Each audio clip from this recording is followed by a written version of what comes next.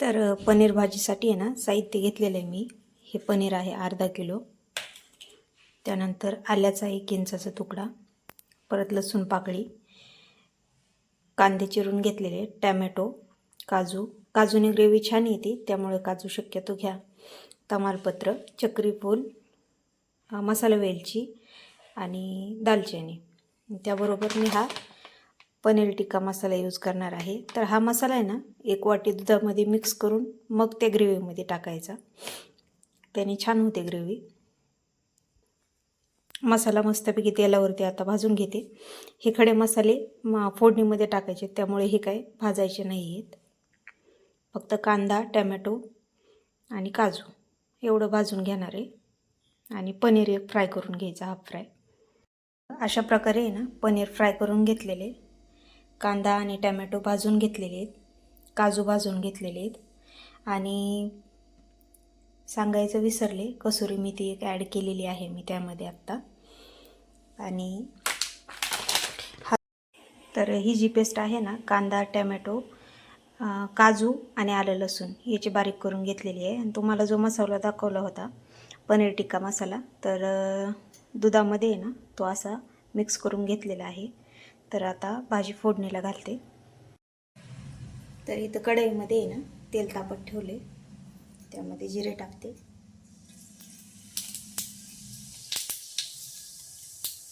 तमालपत्र,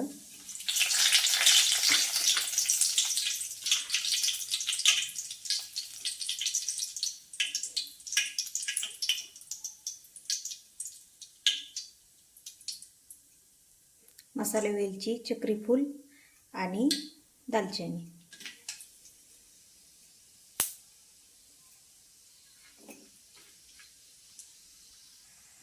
खडे मसाले परतून झाले का त्यामध्ये ही जे आपण पेस्ट केलेली आहे ती टाकून घेते.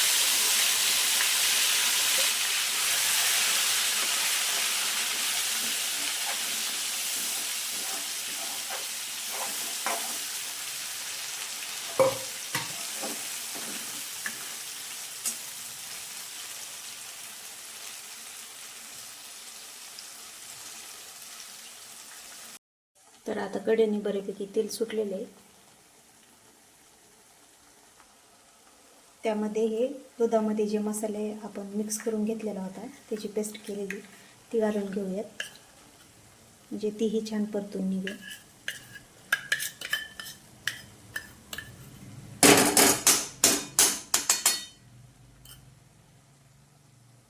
आणि मिक्स करून घेऊ.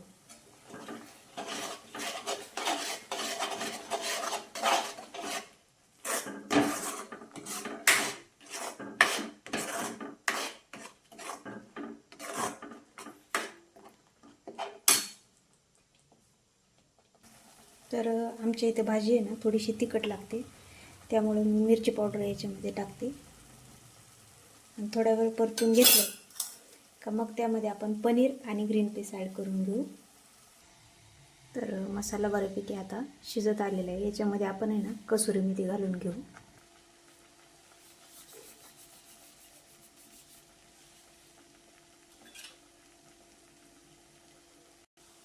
कसुरी मेथी मिक्स करून घेतलेली आहे.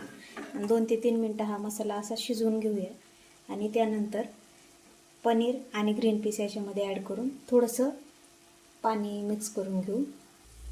मसाला आपला छान असा परतून झालेला आहे 10 मिनटं. त्यामध्ये आता ग्रीन पीस आणि फ्राय केलेलं हे पनीर घालून घेऊ आणि मिक्स करून घेऊ.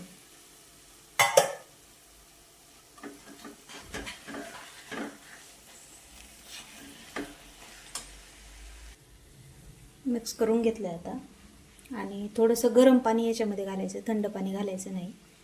आणि चवीनुसार मीठ टाका, कारण की त्या मसाल्यामध्ये ना मीठ बऱ्यापैकी असतं.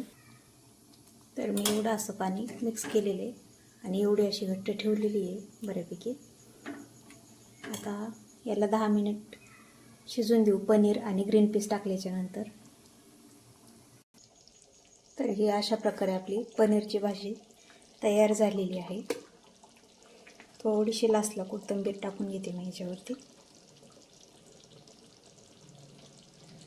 आणि मिक्स करून घेते.